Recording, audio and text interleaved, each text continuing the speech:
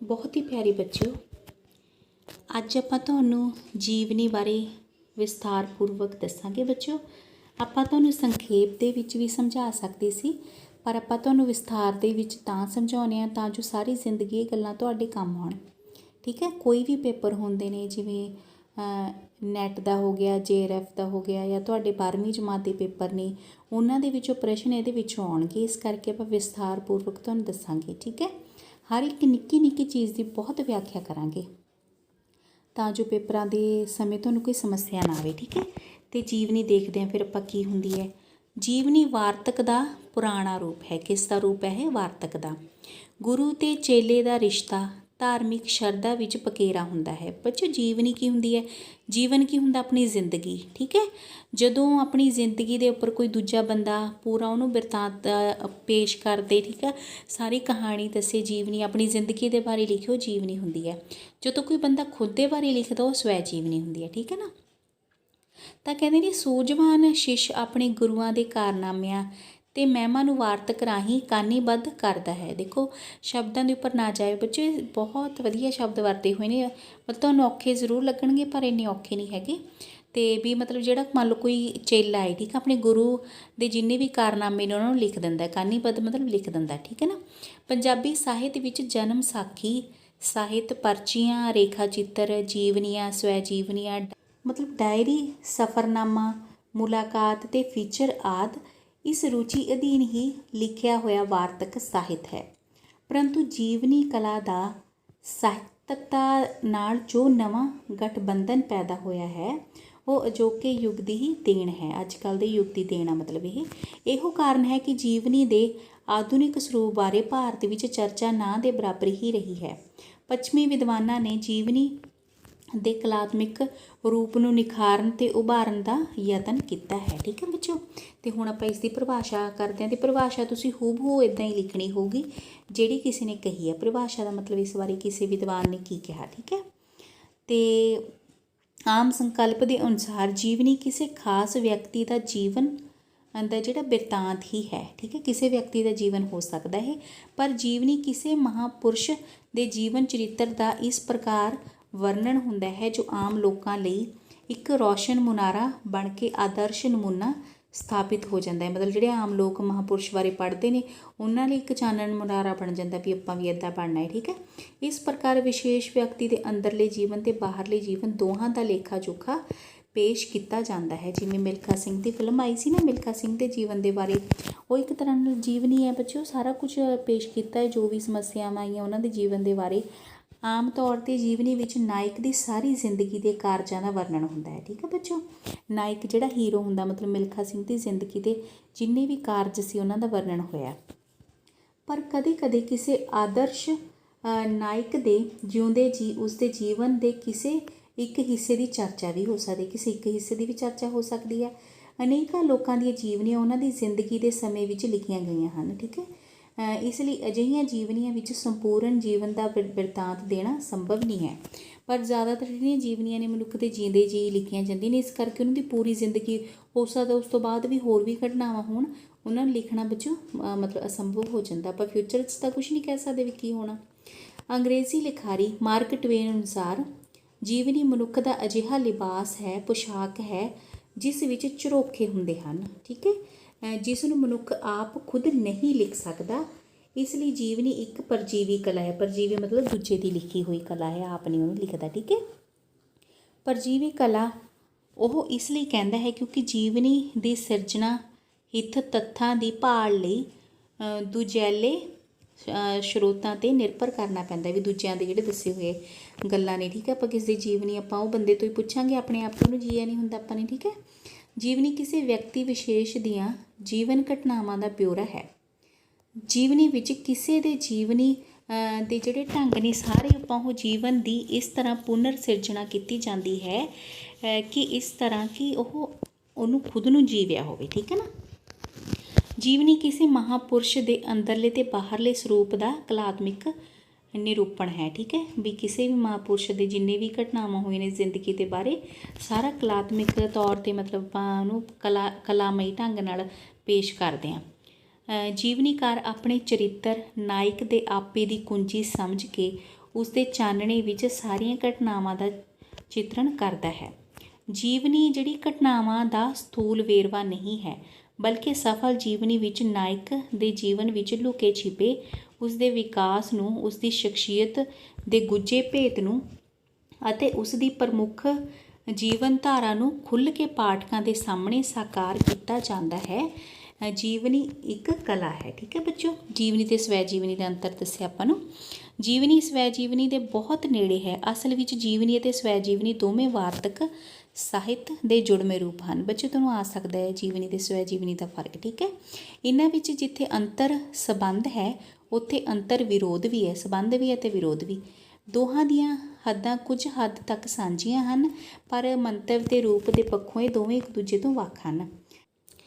ਅਤੇ ਜਿਵੇਂ ਡਾਕਟਰ ਧਰਮਚੰਦ ਵਾਤਿਸ਼ ਆਪਣੀ ਪੁਸਤਕ ਹੈ ਜਿਹੜੀ ਉਹਨਾਂ ਦੀ ਸਵੈ ਜੀਵਨੀ ਸ਼ਾਸਤਰ ਵਿੱਚ ਸਵੈ ਜੀਵਨੀ ਅਤੇ ਜੀਵਨੀ ਵਿੱਚ ਫਰਕ ਸੰਬੰਧੀ ਲਿਖਦਾ ਹੈ ਕਿ ਸਵੈ ਜੀਵਨੀ ਅਤੇ ਜੀਵਨੀ ਦੀ ਜਿਹੜੀ ਭਾਵਨਾ ਅਤੇ ਉਦੇਸ਼ ਵਿੱਚ ਵੀ ਢੇਰ ਅੰਤਰ ਹੈ। ਆਪਣੇ ਬਾਰੇ ਅਤੇ ਕਿਸੇ ਦੂਜੇ ਬਾਰੇ ਲਿਖਣ ਦੇ ਢੰਗ ਵਿੱਚ ਚੋਖਾ ਅੰਤਰ ਹੈ। ਸਵੈ ਜੀਵਨੀਕਾਰ ਦੀ ਯਾਤਰਾ ਅੰਦਰੋਂ ਬਾਹਰ ਵੱਲ ਅਤੇ ਜੀਵਨੀਕਾਰ ਦੀ ਬਾਹਰੋਂ ਅੰਦਰ ਵੱਲ ਹੁੰਦੀ ਹੈ।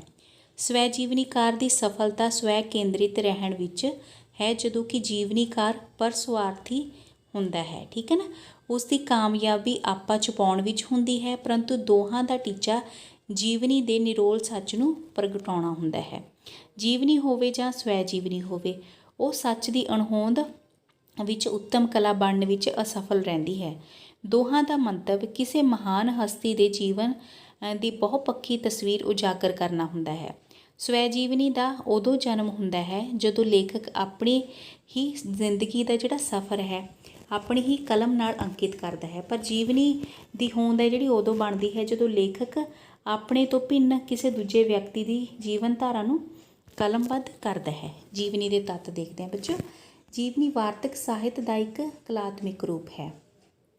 ਜੀਵਨੀ ਦੀ ਰਚਨਾ ਵਿੱਚ ਕਈ ਤੱਤ ਕਰਮਸ਼ੀਲ ਹੁੰਦੇ ਹਨ, ਜਿਨ੍ਹਾਂ ਦੇ ਸੁਮੇਲ ਤੋਂ ਹੀ ਸਫਲ ਜੀਵਨੀ ਦੀ ਜਿਹੜੀ ਸਿਰਜਣਾ ਹੁੰਦੀ ਹੈ। ਇਹਨਾਂ ਵਿੱਚ ਚਰਿੱਤਰ, ਨਾਇਕ ਦੇ ਉਸ ਦੀ ਸ਼ਖਸੀਅਤ, ਘਟਨਾਵਾਂ ਅਤੇ ਤੱਥ ਅਤੇ ਸੱਚ ਦਾ ਅੰਤਰ ਨਿਖੇੜਾ, ਜੀਵਨੀਕਾਰ ਦਾ ਯੋਗਦਾਨ, ਉਸਾਰੂ ਕਲਪਨਾ, ਰਚਨਾਤਮਕਤਾ, ਠੀਕ ਹੈ, ਸਾਹਿਤਕ ਬੋਲੀ, ਸ਼ੈਲੀ ਆਦਿ ਖਾਸ ਤੱਤ ਹੁੰਦੇ ਹਨ ਇਸ ਦੇ ਵਿੱਚ। ਠੀਕ ਹੈ ਨਾ, ਆਪਾਂ ਦੇਖਦੇ ਹਾਂ ਕਿਹੜੇ ਕਿਹੜੇ ਹੁੰਦੇ ਨੇ। ਜੀਵਨੀ ਦਾ ਨਾਇਕ, ਸਭ ਤੋਂ ਪਹਿਲਾਂ ਤਾਂ ਨਾਇਕ ਐਕਟਰ ਹੋਣਾ ਬਹੁਤ ਜ਼ਰੂਰੀ ਹੈ। ਜੀਵਨੀ ਦਾ ਜੋ ਹੀਰੋ ਹੈ, ਠੀਕ ਹੈ, ਹੀਰੋ ਨਾਇਕ ਆਪਾਂ ਹੀਰੋ ਨੂੰ ਕਹਿ ਦਿੰਦੇ ਹਾਂ। ਜੀਵਨੀ ਜੀਵਨ ਅਤੇ ਸੰਸਾਰ ਦੇ ਕਿਸੇ ਖੇਤਰ ਵਿੱਚ ਵਿਸ਼ੇਸ਼ ਸਫਲਤਾ ਹਾਸਲ ਕਰਨ ਵਾਲੇ ਵਿਅਕਤੀ ਦੀ ਹੋ ਸਕਦੀ ਹੈ। ਜੀਵਨੀ ਦੇ ਜਿਹੜਾ ਨਾਇਕ ਆ ਉਹ ਧਾਰਮਿਕ ਆਗੂ ਹੋ ਸਕਦਾ ਹੈ, ਪੀਰ ਪੈਗੰਬਰ ਹੋ ਸਕਦਾ ਹੈ, ਗੁਰੂ, ਸੰਤ, ਮਹਾਤਮਾ ਅਤੇ ਮਹਾਨ ਸ਼ਖਸ ਹੁੰਦੇ ਹਨ।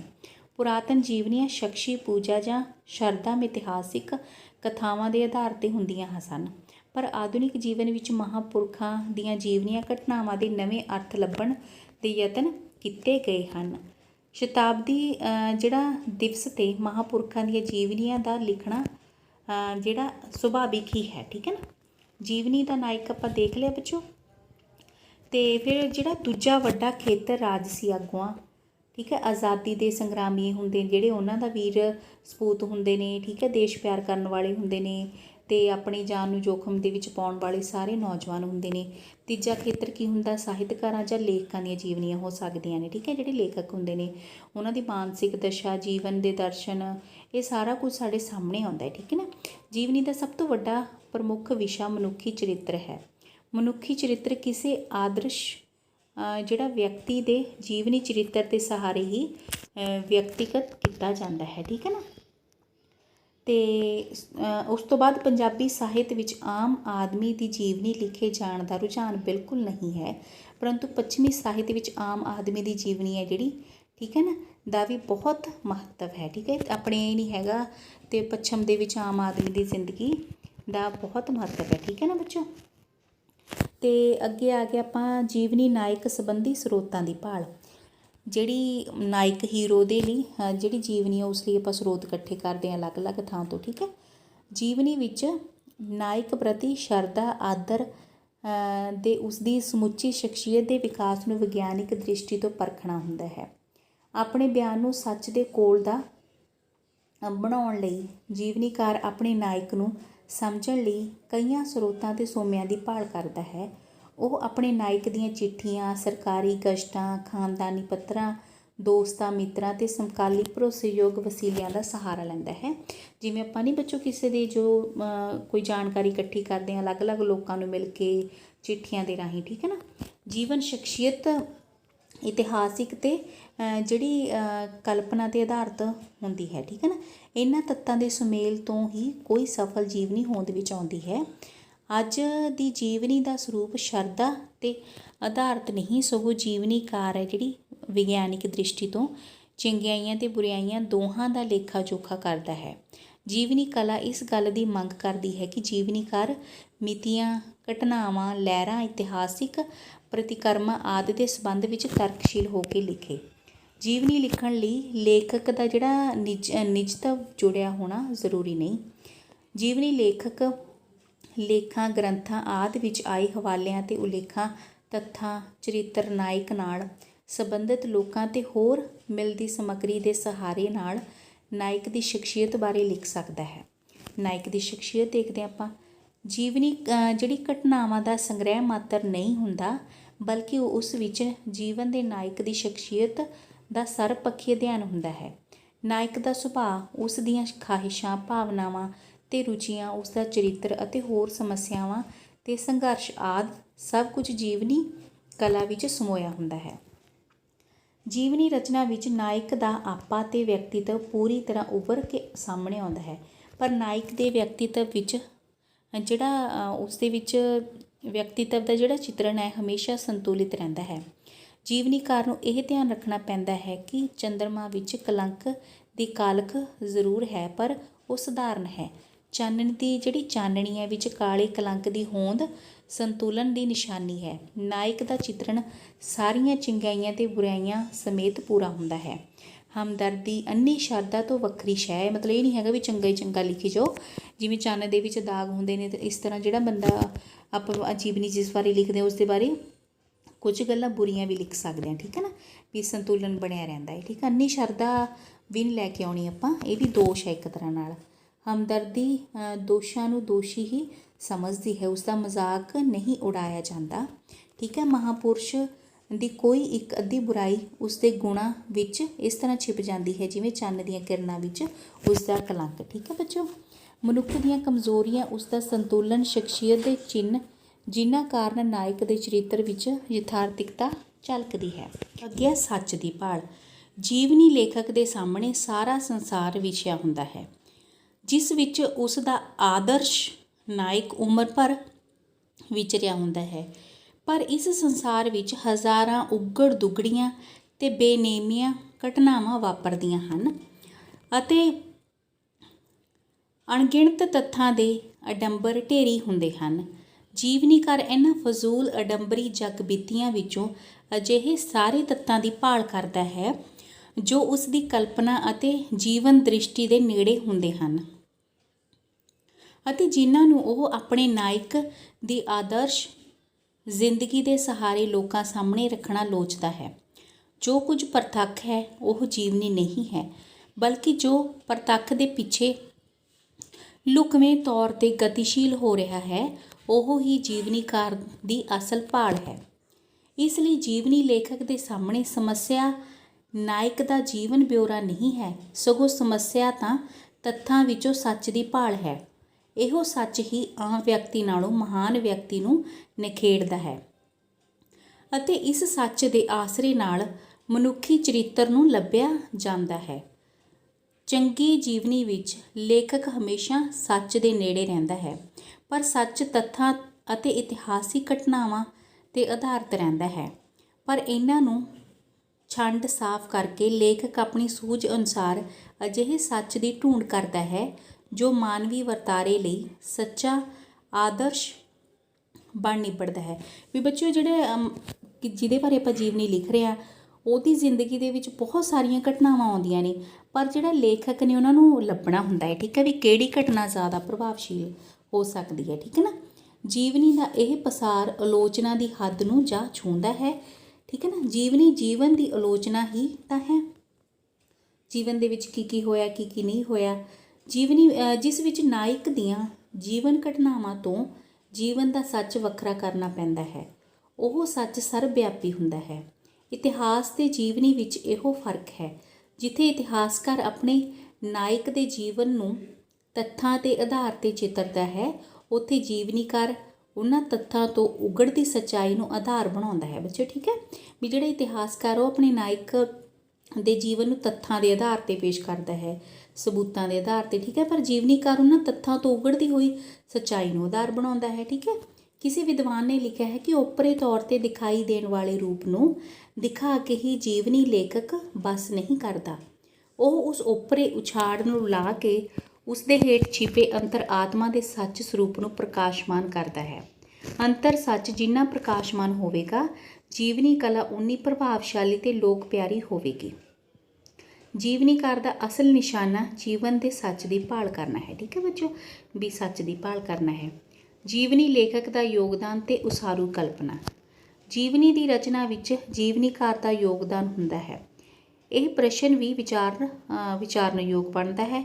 ਭਾਵੇਂ ਜੀਵਨੀ ਦੇ ਲਿਖਣ ਤੇ ਰਚਨਾ ਕਰਨ ਵਿੱਚ ਲੇਖਕ ਜਿਹੜਾ ਪੂਰੀ ਤਰ੍ਹਾਂ ਹਾਜ਼ਰ ਰਹਿੰਦਾ ਹੈ, ਪਰ ਜੀਵਨੀ ਦੇ ਪਾਠ ਵਿੱਚ ਉਹ ਅਕਸਰ ਗੈਰ ਹਾਜ਼ਰ ਰਹਿੰਦਾ ਹੈ, ਠੀਕ ਹੈ। ਉਹ ਇੱਕ ਵਿੱਥ 'ਤੇ ਖੜਾ ਹੋਇਆ ਨਾਇਕ ਦਾ ਵਰਣਨ ਕਰੀ ਜਾਂਦਾ, ਵੀ ਨਾਇਕ ਬਾਰੇ ਦੱਸਦਾ, ਆਪਣੇ ਆਪ ਬਾਰੇ ਨਹੀਂ ਦੱਸਦਾ ਉੱਥੇ, ਠੀਕ ਹੈ। ਪਰੰਤੂ ਉਹ ਆਪਣੀ ਗੈਰ ਹਾਜ਼ਰੀ ਵਿੱਚ ਵੀ ਹਾਜ਼ਰ ਹੋਣ 'ਤੇ ਵਧੇਰੇ ਅਨੁਸ਼ਾਸਨ ਕਾਇਮ ਰੱਖਦਾ ਹੈ। ਇਸ ਲਈ ਜੀਵਨੀ ਲੇਖਕ ਦੇ ਕਈ ਕਰਤੱਵ ਹਨ, ਠੀਕ ਹੈ। ਜੀਵਨੀਕਾਰ ਦਾ ਪਹਿਲਾ ਕਰਤੱਵ ਇਤਿਹਾਸ, ਕਲਪਨਾ ਤੇ ਸਾਹਿਤਕ ਸ਼ੈਲੀ, ਇਹਨਾਂ ਤਿੰਨਾਂ ਵਿੱਚ ਇੱਕ ਸੁਮੇਲ ਸਥਾਪਿਤ ਕਰਨਾ ਹੁੰਦਾ ਹੈ। ਕਿਉਂਕਿ ਜੀਵਨੀ ਦੀ ਸਿਰਜਣਾ ਲਈ ਇਤਿਹਾਸ ਘਟਨਾਵਾਂ ਪ੍ਰਦਾਨ ਕਰਦਾ ਹੈ।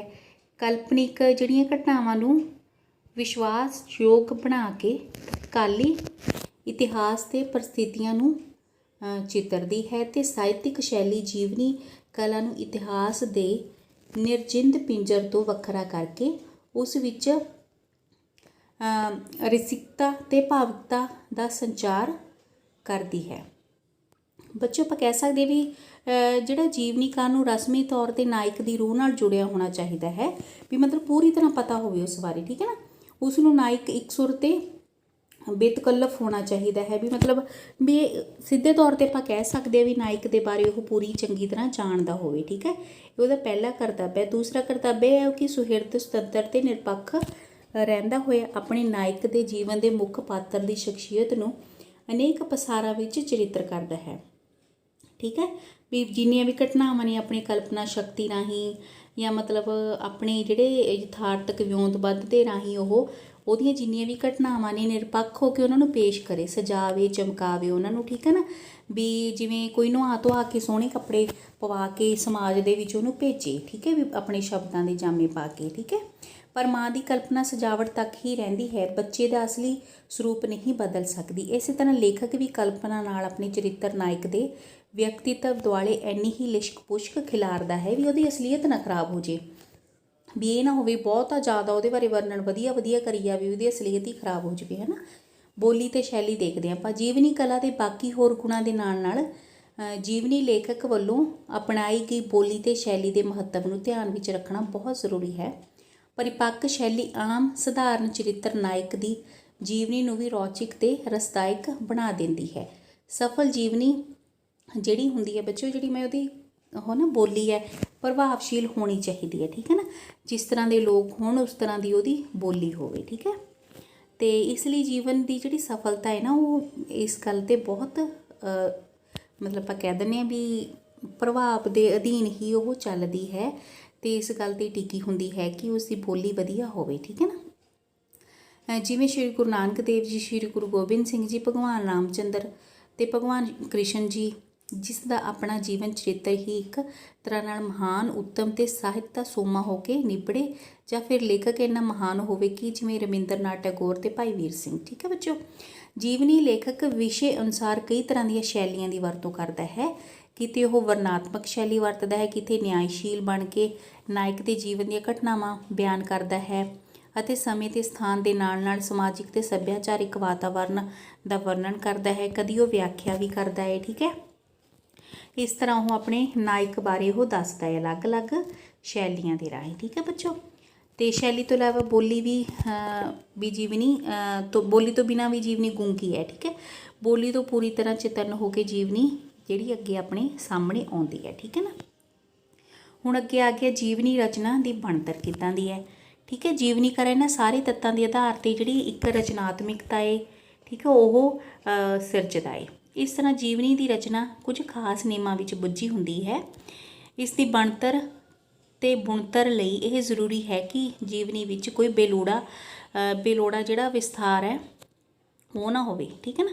ਬੇਲੋੜਾ ਵਿਸਥਾਰ ਜਦੋਂ ਹੋਊਗਾ ਬੱਚਿਓ ਜ਼ਿਆਦਾ ਗੱਲ ਲੱਗੇ ਕਿ ਇਸ ਕਰਕੇ ਕੋਈ ਚਮਤਕਾਰੀ ਨਹੀਂ ਬਣਾਉਣਾ, ਸਗੋਂ ਸੱਚਾਈ ਹੋਵੇ ਉਹਦੇ ਵਿੱਚ। ਠੀਕ ਹੈ, ਅੱਗੇ ਆ ਗਿਆ ਪੰਜਾਬੀ ਵਿੱਚ ਜੀਵਨੀ ਸਾਹਿਤ। ਆਪਾਂ ਦੇਖਦੇ ਕਿਹਨਾਂ ਨੇ ਲਿਖਿਆ। ਪੰਜਾਬੀ ਦੇ ਲੇਖਕਾਂ ਨੇ ਉੱਘੇ ਨੇਤਾਵਾਂ ਤੇ ਇਤਿਹਾਸਿਕ ਵਿਅਕਤੀਆਂ ਦੀਆਂ ਜੀਵਨੀਆਂ ਲਿਖੀਆਂ ਹਨ, ਜਿਨ੍ਹਾਂ ਵਿੱਚੋਂ ਦੁਰਲੱਭ ਸਿੰਘ ਲਿਖਤ ਮਾਸਟਰ ਤਾਰਾ ਸਿੰਘ, ਸੁਭਾਸ਼ ਚੰਦਰ ਬੋਸ, ਠੀਕ ਹੈ, ਤੇ ਮੌਲਾਨਾ ਆਜ਼ਾਦ ਨਾਵਾਂ ਹੇਠ ਛਪਿਆ ਹੈ। ਸੇਠੀ ਨੇ ਇਤਿਹਾਸ ਨੇਤਾ ਜੀ ਜੀਵਨ ਜਰਨੈਲ ਮੋਹਨ ਸਿੰਘ ਜੀਵਨੀਆਂ ਲਿਖੀਆਂ। ਇਹਨਾਂ ਜੀਵਨੀਆਂ ਵਿੱਚ ਸਾਹਿਤਕ ਸ਼ੈਲੀ ਦੀ ਘਾਟ ਸੀ। ਕੁਝ ਕੁ ਇਤਿਹਾਸਿਕ ਜੀਵਨੀਆਂ ਵੀ ਲਿਖੀਆਂ ਗਈਆਂ, ਜਿਨ੍ਹਾਂ ਵਿੱਚ ਡਾਕਟਰ ਗੰਡਾ ਸਿੰਘ ਰਚਿਤ ਬੰਦਾ ਬਹਾਦਰ, ਸ਼ਾਮ ਸਿੰਘ ਅਟਾਰੀ ਵਾਲਾ, ਪ੍ਰੇਮ ਸਿੰਘ ਹੋਤੀ, ਠੀਕ ਹੈ, ਉਹਨਾਂ ਦੁਆਰਾ ਰਚਿਤ ਜੀਵਨ ਮਹਾਰਾਜਾ ਰਣਜੀਤ ਸਿੰਘ, ਜੀਵਨ ਸ੍ਰੀ ਸਰਦਾਰ ਹਰੀ ਸਿੰਘ ਨਲੂਆ, ਜੀਵਨ ਕੰਵਰ ਨੌਨਿਹਾਲ ਸਿੰਘ, ਖਾਲਸਾ ਰਾਜ ਦੇ ਉਸਰੀਏ, ਠੀਕ ਹੈ, ਖਾਲਸਾ ਰਾਜ ਦੇ ਵਿਦੇਸ਼ੀ ਕਰਿੰਦੇ ਆਦਿ ਉਲੇਖਯੋਗ ਹਨ। ਇਹਨਾਂ ਜੀਵਨੀਆਂ ਵਿੱਚ ਇਤਿਹਾਸਿਕ ਮਾਮਲੇ ਨੂੰ ਵਿਗਿਆਨਿਕ ਦ੍ਰਿਸ਼ਟੀ ਤੋਂ ਪੁਣ ਛਾਣ ਕੇ ਪੂਰਨ ਖੋਜ ਦੇ ਆਧਾਰ 'ਤੇ ਪੇਸ਼ ਕੀਤਾ ਗਿਆ ਹੈ। ਪ੍ਰੋਫੈਸਰ ਕਰਤਾਰ ਸਿੰਘ ਰਚਿਤ ਜੀਵਨੀ ਗੁਰੂ ਗੋਬਿੰਦ ਸਿੰਘ ਲਿਖੀ ਹੈ, ਜਿਹੜੀ ਸੁਲਝੀ, ਸਰਲ ਤੇ ਸਪਸ਼ਟ ਹੈ। ਤੇ ਰਾਜਸੀ ਖੇਤਰ ਵਿੱਚ ਜੀਵਨੀਆਂ ਆਪਾਂ ਕਹਿੰਦੇ ਰਾਜਨੀਤਿਕ ਦੇ ਵਿੱਚ ਵੀ ਲਿਖੀਆਂ ਨੇ, ਹੈ ਨਾ।